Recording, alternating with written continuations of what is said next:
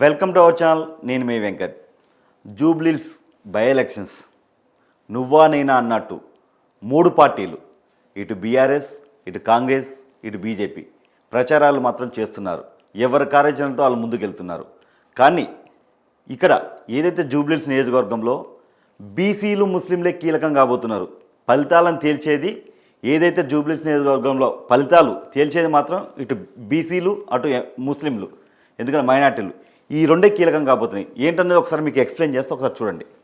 మొత్తం జూబ్లీహిల్స్ నియోజకవర్గంలో మనకు ఎన్నికల అధికారి చెప్పిన లెక్క ప్రకారం 3,99,000 ఓటర్స్ ఉన్నారు.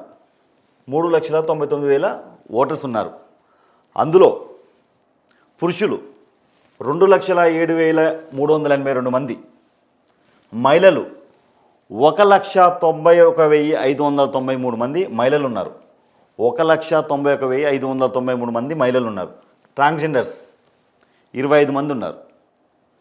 ఇందులో బీఆర్ఎస్ పార్టీకి, కాంగ్రెస్కి, బీజేపీకి అసలు ఏంటనేది నేను ఎక్స్ప్లెయిన్ చేస్తాను. అందులో 3 లక్షల టోటల్ ఓటర్స్ ఎంత? 3,99,000 మంది. అందులో ముస్లిమ్స్ ఎంతమంది? 96,500 మంది ముస్లిమ్స్ ఉన్నారు. దీన్ని ఏ పార్టీ షేర్ చేసుకోవాలి అంటే పార్టీలు ఈ ఓటింగ్ని ఎలా అంటే ఇప్పుడు దీన్ని బీఆర్ఎస్ ప్లస్ కాంగ్రెస్ ఈ రెండింటికి పడే అవకాశం ఉంది. కానీ ముస్లిమ్స్ ఓట్లు ఎక్కువ కాంగ్రెస్కి పడతాయని చెప్పి ఆల్మోస్ట్ చాలామంది కాంగ్రెస్కి పడే అవకాశం ఉందని చెప్తున్నారు. ఇందులో కాంగ్రెస్కి 70% కాంగ్రెస్కి పడవచ్చు, 30% బీఆర్ఎస్కి పడవచ్చు. ఎందుకంటే మైనార్టీ ఓట్లు, ఎందుకంటే నవీన్ యాదవ్కి ఎంఐఎం పార్టీ నుంచి ఎవరైతే ఓఎస్ గారు ఉన్నారో అతను క్యాండిడేట్ నిలబెట్టలేదు. అలాగే నవీన్ యాదవ్ గారు గతంలో ఎంఐఎం పార్టీ నుంచి 2 సార్లు పోటీ చేశారు. స్వల్ప ఓట్ల మెజార్టీతో ఓడిపోవడం జరిగింది. ప్లస్ ఎంఐఎం అధినేత సపోర్ట్ ఉంది కాబట్టి ఇక్కడ ఏంటంటే ప్లస్ ఏదైతే ముస్లిమ్స్ ఓట్లు ఉన్నాయో అవి నవీన్ యాదవ్కు ప్లస్ అయ్యే అవకాశం ఉంది కాంగ్రెస్ పార్టీకి. ఇంకోటి ఈ రెండు ఏదైతే ఉందో ఈ రెండు ఓట్ షేరింగ్ మాత్రం కాంగ్రెస్ బీఆర్ఎస్కే ఓట్ షేర్ అయ్యేది ఉంది. బీజేపీకి ఇక్కడ నిల్ అయ్యే అవకాశం అయితే 100% ఉంది బీజేపీకి, మనం ఓపెన్గా మాట్లాడుకుంటే. ప్లస్ ఇక్కడ ఏదైతే క్రిస్టియన్స్ ఓట్లు ఉన్నాయో ఈ 10,000 ఓట్లు ఇవి కూడా ఈ రెండు పార్టీలే షేర్ చేసుకునే అవకాశం ఉంది. ఎందుకంటే ఇక్కడ కూడా బీజేపీకి మైనస్ అయింది, ఇది కూడా బీజేపీకి మైనసే, ఓట్ షేరింగ్ ఉండదు ఇక్కడ కూడా.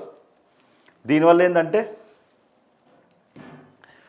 ఏంటి బీజేపీ ఇక్కడ ఏదైతే మెయిన్ కీలకం కాబోతున్న ముస్లిం ఓట్లు బీజేపీకి ఓట్ షేరింగ్ వచ్చే అవకాశం లేదు. ఇంకోటి వలస కూలీలు అంటే బతకడానికి వేరే జిల్లాల నుంచి బతకడానికి వచ్చిన వలస కూలీలు వీళ్ళు కూడా కీలకం కాబోతున్నారు. ఎందుకంటే బై ఎలక్షన్స్ ఓన్లీ జూబ్లీస్లో ఉన్నాయి కాబట్టి ఎక్కడ లేవు కాబట్టి ఈ వలస కూలీలు మొత్తం ఇక్కడే ఓటేసే అవకాశం ఉంది. దగ్గర 34,000 నుంచి 35,000 ప్లస్ ఈ వలస కూలీలు ఏ పార్టీకి పట్టం కట్టే అవకాశం ఉంది, ఏ పార్టీకి వేయబోతున్నారు అన్నది అదొకటి కీలకంగా ఉంది. ఇంకోటి ఎస్సీ ఓటర్స్, ఏదైతే ఎస్సీ ఓటర్స్ ఉన్నారో దగ్గర 25,900 అంటే ఆల్మోస్ట్ 26,000 వరకు ఎస్సీ ఓటర్స్ ఉన్నారు. ఈ ఎస్సీ ఓటర్స్ ఏ పార్టీ వైపు మొగ్గు చూపే అవకాశం ఉంది, ఇది ఒకటి కీలకం కాబోతుంది. ఏదైతే ఇప్పుడు కమ్మ సామాజిక వర్గం ఎవరైతే ఇప్పుడు బీఆర్ఎస్ నుంచి క్యాండిడేట్ నిలబెట్టారో మాగంటి సునీత గారు, అదే సామాజిక వర్గానికి సంబంధించిన వాళ్ళు 17,000 ఓట్లు ఉన్నాయి. ఈ ఓట్లు మ్యాక్సిమం బీఆర్ఎస్కి ఒక 70 to 80% పడే అవకాశం ఉంటుంది క్యాష్ ఫీలింగ్తో నేను చెప్పేది. ప్లస్ అయితే బీఆర్ఎస్కి యాదవ్స్ ఏదైతే ఇప్పుడు కాంగ్రెస్ అభ్యర్థిగా నవీన్ యాదవ్ గారికి అవకాశం ఇచ్చారో అతను అదే సామాజిక వర్గం, యాదవ్ సామాజిక వర్గానికి సంబంధించిన వ్యక్తి. దగ్గర 14,000 నుంచి 16,000 ఓట్లు ఉన్నాయి. 16,000 ఓట్లు ఉన్నాయి. ఈ ఆల్మోస్ట్ 80 to 90% అంటే క్యాష్ ఫీలింగ్తో కాంగ్రెస్కి పడే అవకాశం ఉంది.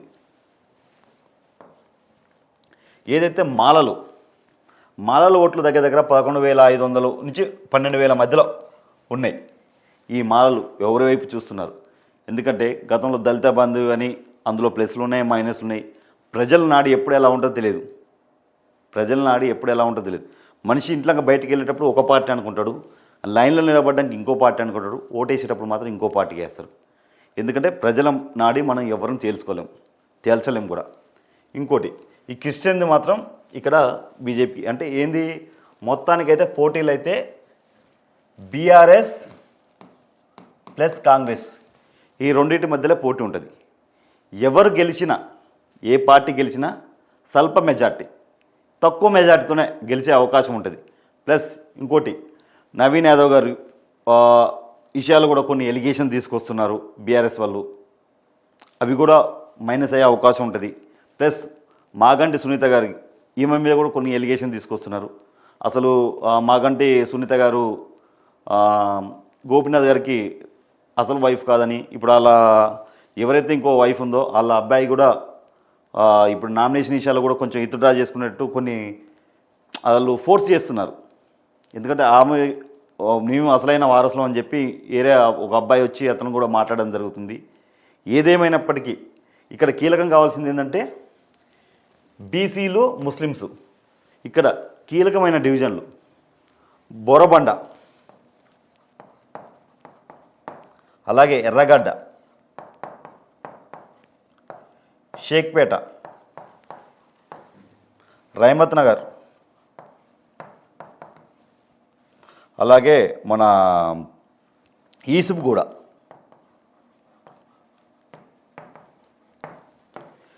ఈ 5 డివిజన్లు చాలా కీలకంగా పోతున్నాయి. ఎందుకంటే అక్కడ ఎక్కువ అంటే మిడిల్ క్లాస్ ఫ్యామిలీస్ ఉండేవాళ్ళు ఎక్కువ.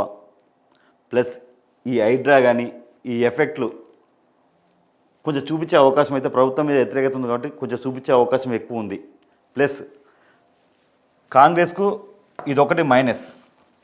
నిజం చెప్పాలంటే కాంగ్రెస్కు ఏదైతే హైడ్రా, ఇప్పుడు 6 గ్యారంటీస్ ఇవన్నీ కాంగ్రెస్ ప్రభుత్వానికి మైనస్.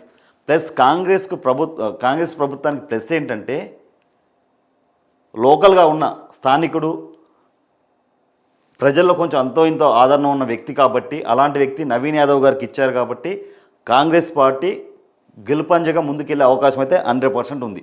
ఎందుకంటే అక్కడ లోకల్గా స్థానికుడైన నవీన్ యాదవ్ గారికి టికెట్ కేటాయించారు కాబట్టి ఇదొక్కటి మాత్రం కాంగ్రెస్ పార్టీ మంచి పని చేసిందని మాత్రం చెప్పగలను. మాగంటి సునీత గారు ఏదైతే ఇప్పుడు మాగంటి గోపీనాథ్ గారు గతంలో 3 సార్లు ఎమ్మెల్యేగా అక్కడ గెలిచారు జూబ్లీస్ నుంచి, కానీ అతని మీద కూడా వ్యతిరేకత ఎక్కువ ఉంది.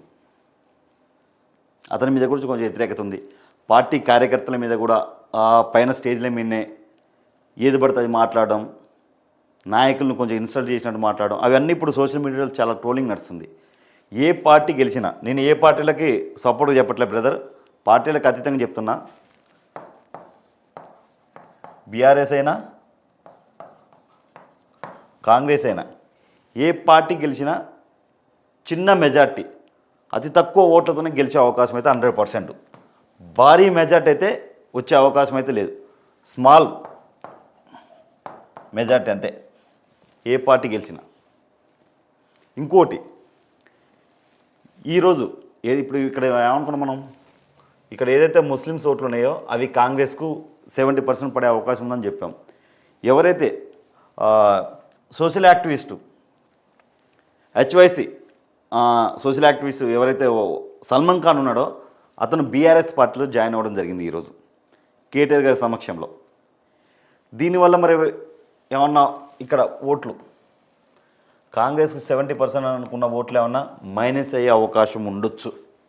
ఎందుకంటే మైనస్ అయ్యే అవకాశం ఉండొచ్చు. అతను కూడా మంచి పేరుంది సల్మాన్ ఖాన్కి. ఏ పార్టీ గెలిచినా కానీ చిన్న మార్జిన్తోనే గెలుస్తుంది. ఇంకోటి ఏంటంటే కీలకంగా ఇక్కడ బీసీలు, ముస్లింలే కీలకం కాబోతున్నారు. ప్లస్ మరి ఓటింగ్ పర్సంటేజ్ ఎంతవరకు, పోలింగ్ ఎంతవరకు అయ్యేది అనేది మనకు తెలియదు. ఎందుకంటే 70 to 80% పోల్ అయితే మాత్రం మంచి రిజల్ట్ వస్తుంది. మరి అంతవరకు ఎందుకంటే బై ఎలక్షన్స్ కాబట్టి చాలామంది ఇప్పుడు సెటిల్డ్ కానీ మన అపార్ట్మెంట్స్ మామూలుగా గవర్నమెంట్ ఆఫీసర్స్ కానీ సాఫ్ట్వేర్స్ కానీ ఎలా ఆలోచిస్తారంటే నార్మల్ ఎలక్షన్స్ అయితే అందరూ వచ్చి ఓటు వేయడానికి ముందుంజలో ఉంటారు. బై ఎలక్షన్స్ కాబట్టి ఏముందిలే ఆల్రెడీ వేసాం కదా, బై ఎలక్షన్సే కదా అనే ధోరణిలో ఆలోచిస్తారు. కాబట్టి ప్రతి ఒక్కరూ ఓటు హక్కును వినియోగించుకోండి, మంచి నాయకుడిని సెలెక్ట్ చేసుకోండి, మంచి నాయకుల్ని సెలెక్ట్ చేసుకోండి. ఎందుకంటే ఒకటే చెప్తాం, ఓటుకు డబ్బులకి అమ్ముడు పోకండి, ఓటుని డబ్బులకు అమ్ముకోకండి, మద్యానికి అమ్ముకోకండి ఓటుని. మనకు ఆయుధం ఓటే, మన ఆయుధం. ఎవరికైనా సరే సమాధానం చెప్పాలంటే మనం ఓటుతోనే సమాధానం చెప్పాలి. మనం ఒక మంచి నాయకుడిని చూసి ఛాయిస్ చేసుకుంటే ఎవరు మన నాయకుడు వస్తే ఎలాంటి అభివృద్ధి జరుగుద్ది అనేది మీరే ఆలోచించుకోండి.